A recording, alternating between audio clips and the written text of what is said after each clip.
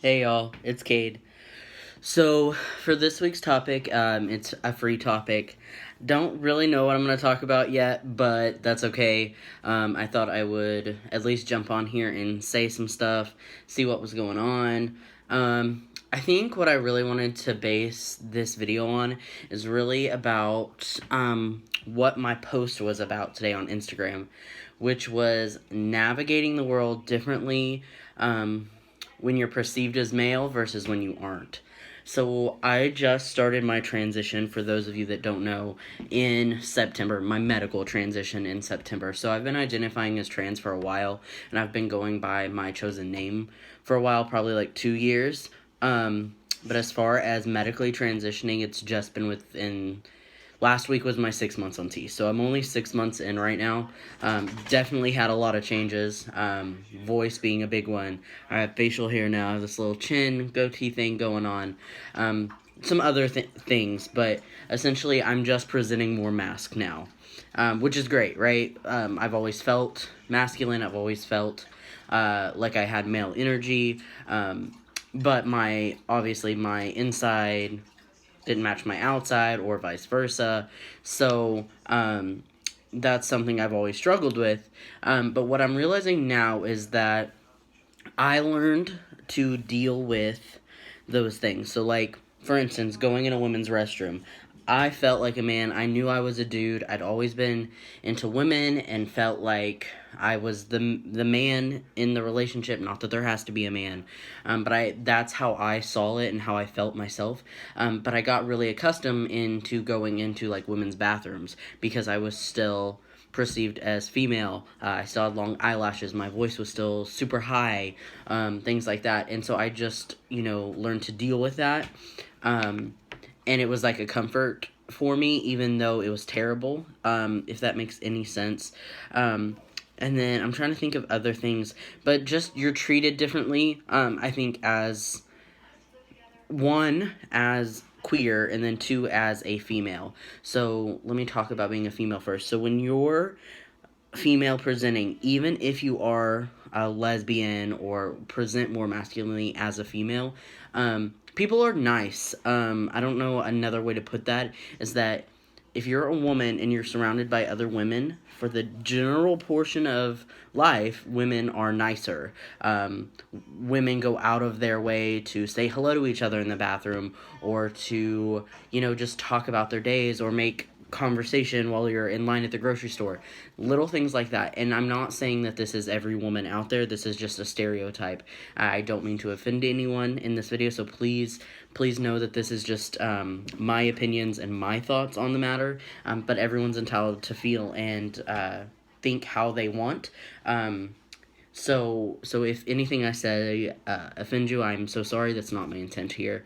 I love everyone, and I think everyone should do their own thing, and that's cool. So this, again, is just my perspective. But yeah, so please hold. I talked all day at work. I work at a call center, so a lot of talking today. But yeah, so women just in general, in my opinion, are a lot more personable.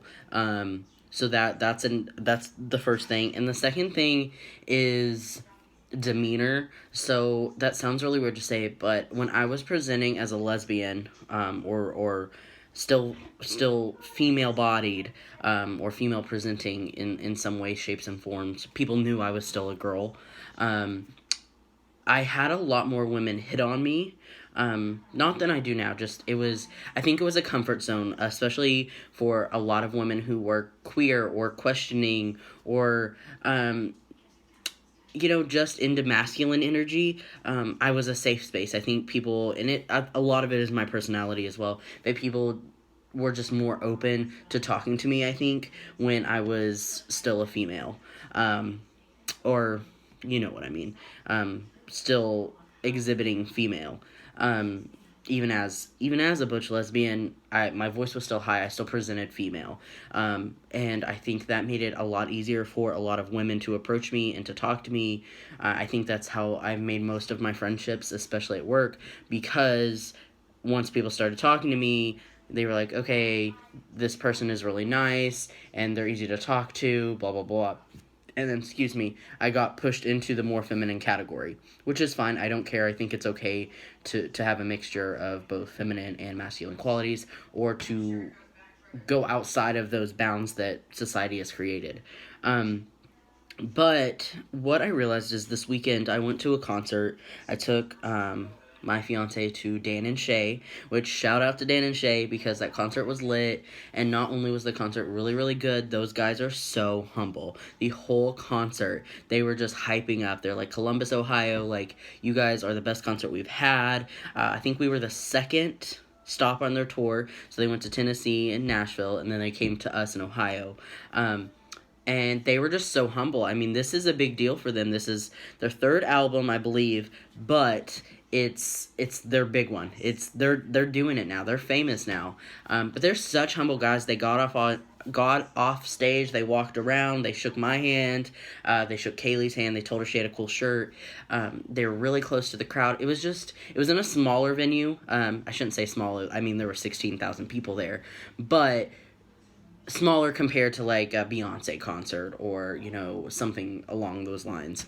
But navigating a space now that I'm presenting masculine was a whole nother ball field.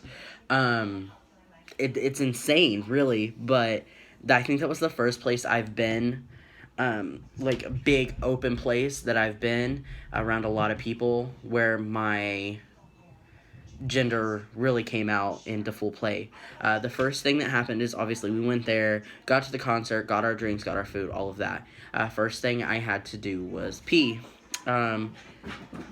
Peeing in general, being trans, is difficult, or just going to the bathroom, but then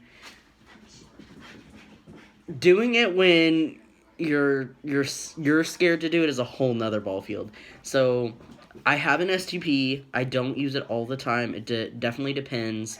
I don't use it in urinals yet. My plan is to get there. I will use it like in a toilet. I'll go in a stall and I'll use it. But if not, obviously I have to sit to pee if I don't have it. I didn't take it with me to the concert just because I figured we'd be up and moving, it'd be busy, and I just didn't want to have to worry about that. Which sounds weird to say, and maybe one day I won't worry as much about it. But I'm still learning, and that's okay. So I had to go in the bathroom, and every time I had to go in there, I had to go to the stall and I had to pee. And obviously we were drinking, we were having a good time. I was peeing more, but every time I went in the stall, it's just a whole different, like, some guys were playing on their phone while at the urinal. You don't talk to each other. You don't make eye contact.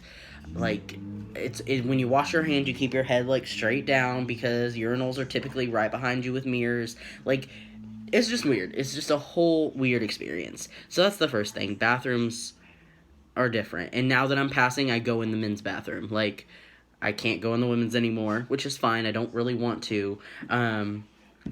I try, if there are gender neutrals, I'll still go in the gender neutral just because it makes me feel safer, or more safe, I guess. But, yeah, and then the second biggest thing, I think, of the night was we took our seats. We were on the floor, which was really, really cool. But we sat next to a woman. We'll call her Terry for this situation. Terry and her daughter. Her daughter, I think she said, was a college freshman. So they were sitting there, both very nice people. Terry made a joke. I sat down with popcorn. She made a joke and said, if you bring popcorn, you have to share. And so I joked and said, of course, you can have some. And she was like, the coronavirus is out here. You shouldn't be joking about that. And we had a laugh. Not that the coronavirus is something to laugh about. Serious, and people are dying. It's an epidemic and it's really scary. But I think we both saw that security in each other. And then her daughter came back with nachos. So then I, in turn, said to her, if you bring nachos, you have to share. And we had another chuckle. And she talked to me, and she basically disclosed that her daughter had gotten the tickets to see Dan and Shay, the concert they were at. Her daughter had gotten them from her boyfriend for Christmas, and that he tried to sell the tickets after they broke up. And we were just conversating, and I told her that I felt that was immature. If you give someone a gift, regardless of why you break up, that's their gift. You don't take back gifts because you broke up with someone. You bought them that gift because either one, you cared enough about them to buy them that gift, or two, you knew that they would enjoy it. You don't take gifts back, at least in my opinion. I don't think that's something you do, and I told her that. And the entire time I was talking, she just kept telling me I was such a good guy. She's like, "You're not like the rest of the guys. You're so nice. You're so sweet. Like, if I didn't see you sitting here with your girlfriend, I would definitely, like, hook you up with my daughter over here." We talked about the fact that I was short. There were a lot of tall people in front of us, and I said, I'm short too, I get it. And when I stood up, she was like, "Oh, you are short, but that's okay. Short guys are cute ones." And she was an older lady, probably in her, I shouldn't say older, but her 50s. But the fact that she just kept affirming me, and she didn't realize she was doing it.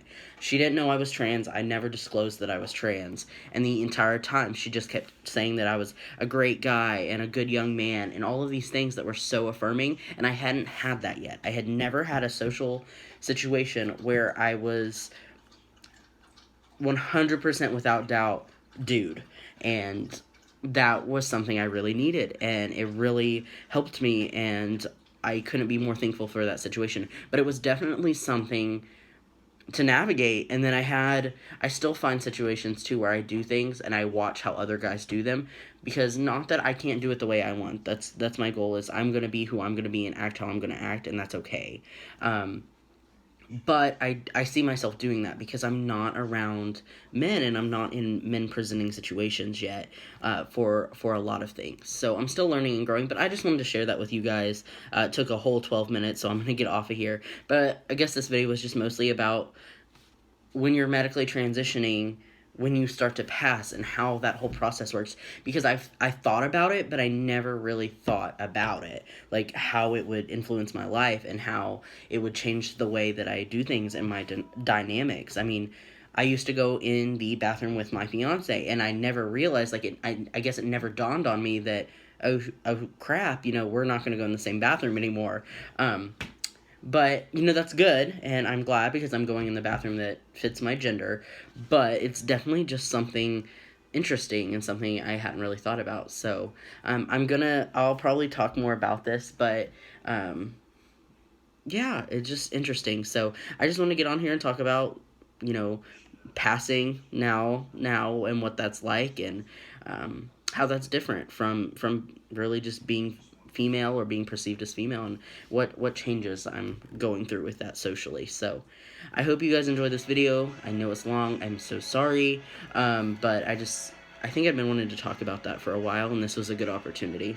So I will get off of here, but I hope you all had a great Tuesday, or are having a great Tuesday, depending on where you're at.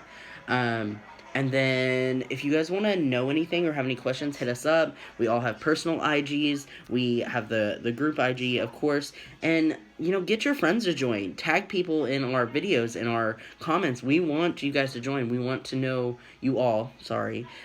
Still working on the pronoun thing, because I want to be very inclusive to everyone. But yeah, we want followers. We want to grow and, get our message out and talk to people about transitioning and being trans and being non-binary and just different things. So bring them, the more the merrier. And like I said, if any of you have any questions or want us to do something, let us know. We're pretty open. We take suggestions and recommendations, and we'd love to hear from you all. But yeah, I hope you guys have a great night. Enjoy tomorrow with Jake, Wednesdays with Jake. And yeah, we will talk next week on Tuesday. Bye, guys.